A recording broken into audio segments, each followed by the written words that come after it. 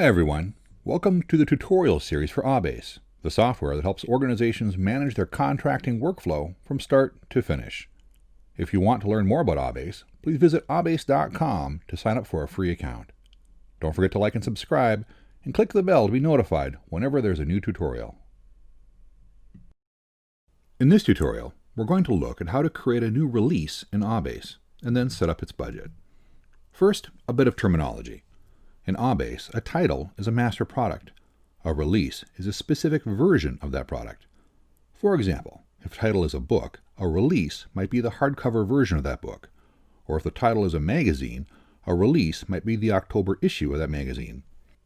I should point out that your team might not use the term release.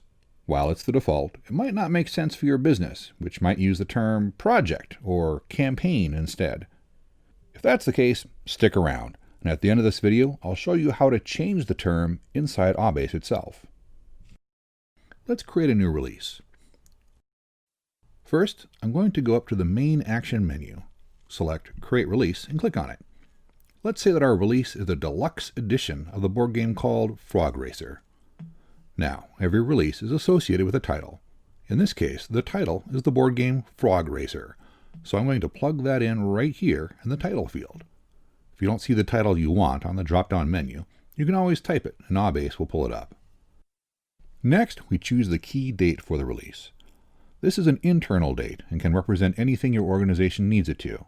It could be the date you need the release in the warehouse, or the date it ships, or if the release is an event, it could be the date of that event.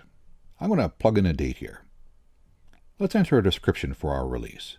Again, this is strictly internal, so you can use this for whatever is most useful for your organization. I'm going to put in some text about what makes this version so deluxe. Finally, we click the Create Release button. Let's take a look at our new release. As you can see, there are 4 tabs on the release screen.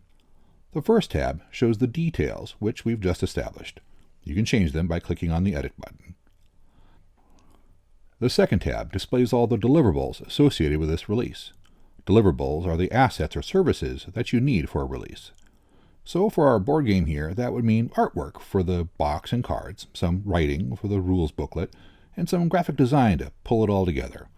We don't have any deliverables just yet, but we'll get to that step later. The third tab displays the budget for the release, which doesn't exist yet. You don't need to have a budget in your release, but it's a powerful tool, and I'd recommend using it. We'll come back to the budget in a minute. The last tab, Tools, shows a log of any changes that have been made to the release. This is also where you'll find the Delete Release button. Note that you can only delete a release, so long as it doesn't have any deliverables. Let's go back to the Budget tab to create a budget for this release. As you can see, we start with $0 in our budget. I'm going to click Edit so we can plug in some numbers and get this budget rolling. Let's start by choosing a budget category.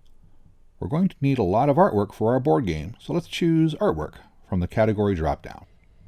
If none of the default categories work for your organization, you can always replace them or add new ones that work better.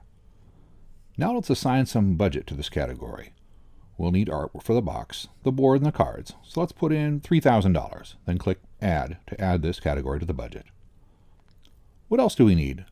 I mentioned writing for the rules, so let's choose Writing from the drop-down and give it a budget of $1,500.